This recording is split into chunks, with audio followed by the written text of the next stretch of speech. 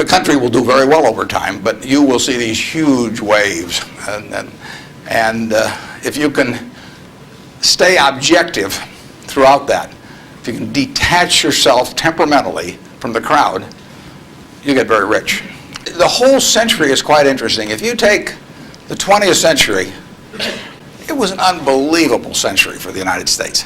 The GDP per capita, and that's the way to think of it, as per capita. Sometimes they talk about our GDP versus Europe's, but if their population's the same every year and ours goes up 1%, you've got to, you know, in the end, you got to have a divisor as well as a numerator. And so GDP per capita in the 20th century in the United States went up 610%. Actually, qualitatively, it went up far more than that because you can't really measure, you know, certain things in medicine or whatever it may be and improvements. But just on a quantitative basis, it went up every single decade, including the decade of the 30s. So here you had 100 years when basically the U.S. citizenry was improving their lot decade by decade by decade. The 30s, it was up 13%. Best decade was World War II. The 40s was up 36%. The worst decade was the First World War. So you get sometimes the analogy, you know, you can get in trouble on analogies. But in any event, it was a huge period. Interestingly enough, there were 6 big periods in there for the stock market in both directions. There were 3 big bull markets. From 1900 to 1921, the Dow went from 66 to 71, less than a 10% move in 20 years, less than 0.5% a year. You got dividends too, but 0.5%. So it didn't move. From 21 to 29, as you point out, it went from 71 to a high of 381 in September of 1929. Went up 500%. Well, obviously, the well-being of the country didn't go up 500% during that period, and the well-being of the country went up a whole lot more than 10% during that first 21 years. So you got this very uneven development. Then from September 1929 until the end of 1948, the Dow went from 381 to about 180. It was cut in half. And that was 18 long years. And yet the per capita GDP was moving right up during this whole period. So the economy was doing fine. From 48 to 65, the Dow went again from about 180 up to close to 1,000. Again, 5 for 1, which was far outstripping it. From 65 to 81, the Dow went down, literally. Well, again, per capita GDP. And then we've had this last period where it's gone up terrifically. If you take the whole 100 years, it went up 180 for 1. Every $1,000 became 180,000. But 43 and 3/4 years were those 3 big, huge bull markets, and 56 and a quarter years were periods of stagnation, all in an economy that was doing fine, you know, year after year after year. 56 and a quarter years, net, the Dow was down a couple hundred points during that period, and the other 43 and 3/4 years made up the rest of this move from 66 to 11,000 some on the Dow. So you say to yourself, how could it be that you could have a country that was doing better and better and better and better? Citizens were living, every generation was living better than the one that preceded it. But you had these huge changes, big gains a few times, long periods of stagnation.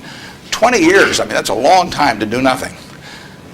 The answer is that investors behave in very human ways, which is they get very excited during bull markets and they look in the rearview mirror and they say, I made money last year, I'm going to make more money this year, so this time I'll borrow, you know, or the neighbor says, you know, I wasn't in last year when that neighbor was dumber than I made a lot of money, so I'm going to go in this year. So they're always looking in the rearview mirror. And when they look in the rearview mirror and they see a lot of money having been made in the last few years, they plow in and they just push and push and push on prices. And when they look in the rearview mirror and they see no money having been made, they just say this is a lousy place to be. So they don't care what's going on in the underlying business. And it's astounding, but that makes for huge opportunity. Just huge opportunity. I mean, I've lived through roughly half, in an investing sense, about half that period. And I've had that long period of stagnation from 65 to 82, 17 years. I wrote an article for Forbes in 1979. I just said, how can this be? Pension funds in 1970 put 100 and some % of their new money in stock because they were wild about stocks. Then they got a lot cheaper And they put a record low in, 9% of their net new money in 1978 when stocks were way cheaper. People behave very peculiarly in terms of the reactions because they're human beings, and they get excited when others get excited. They get greedy when others get greedy. They get fearful when others get fearful, and they'll continue to do so. And you will see things you won't believe in your lifetime, and securities markets. And the country will do very well over time, but you will see these huge waves. And if you can stay objective throughout that, if you can detach yourself temperamentally from the crowd, you get very rich. And you won't have to be very bright. I mean, I'm sure you are, but it doesn't take brains. It takes temperament. It takes the ability to sit there and look at something. When I started out in 1950, I would go through and find things at 2 times earnings, and they were perfectly decent businesses, and people wanted jobs at those companies, and everybody knew they were going to be around, and they wouldn't buy them at 2 times earnings, and that's when interest rates were 2.5%. I started selling securities when I was 21, and a Kansas City life insurance company happened to be a fairly prominent company in Omaha, and the policies they sold you, if you were buying life insurance from them, had a built-in assumption of 2% interest. The stock of Kansas City Life was selling at less than 3 times earnings. You were getting 35% if you bought the stock. No question about the soundness of the company. I went to the local agent. I figured, hell, I ought to be able to sell him a few shares of stock. I mean, the guy ought to understand it. He's got his whole life invested in this company. I went to the local agent who'd been with him for 20 years, and his name was Moose. And I said, Mr. Moose, I said, you're selling these policies with 2%. You may even have a few members of your own family, and you can buy into this company whose paycheck you depend on every month, and whose future your beneficiaries of these life policies depend on, and who you're selling them, a 2% investment on, and you can get 35% on your money. And he said, stocks aren't any good. And I couldn't sell the, I was a lousy salesman. I mean, well, you have to start with that. But it just blew me away. It blew me away. I thought, sometimes I used to wonder if I was nuts, but those things, the same thing happened. I mean, in 1964, the Dow closed at 864. At the end of 1981, 17 years later, it closed at 865. It moved 1 point in 17 years. Now, that's not a big move. And that, you can't believe how discouraged people were during that period. But, people were living better. So things can go on a long time that don't make sense.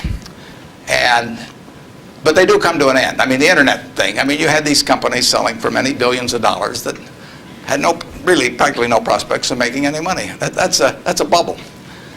But Herb Stein one time said, anything that can't go on forever will end. Now that seems pretty, but think about that. And particularly think about it next time you're inclined to do something just because the stock's gone up a whole lot, and your neighbor's made money or something.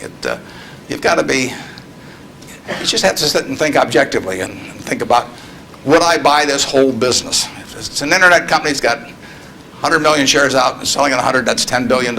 Is it worth $10 billion? If it's worth $10 billion, it's got to be able to give you, 700 or 800 million next year. And if it doesn't give you 700 or 800 million next year, it has to give you maybe 10% more than that the year after and continue to. There aren't a lot of businesses that can do that. And people just go crazy. And of course, it's fun. It's like that sign they put in brokerage offices that says, avoid hangovers, stay drunk. It's just so much fun to keep playing. But you got to do sensible things to get good results.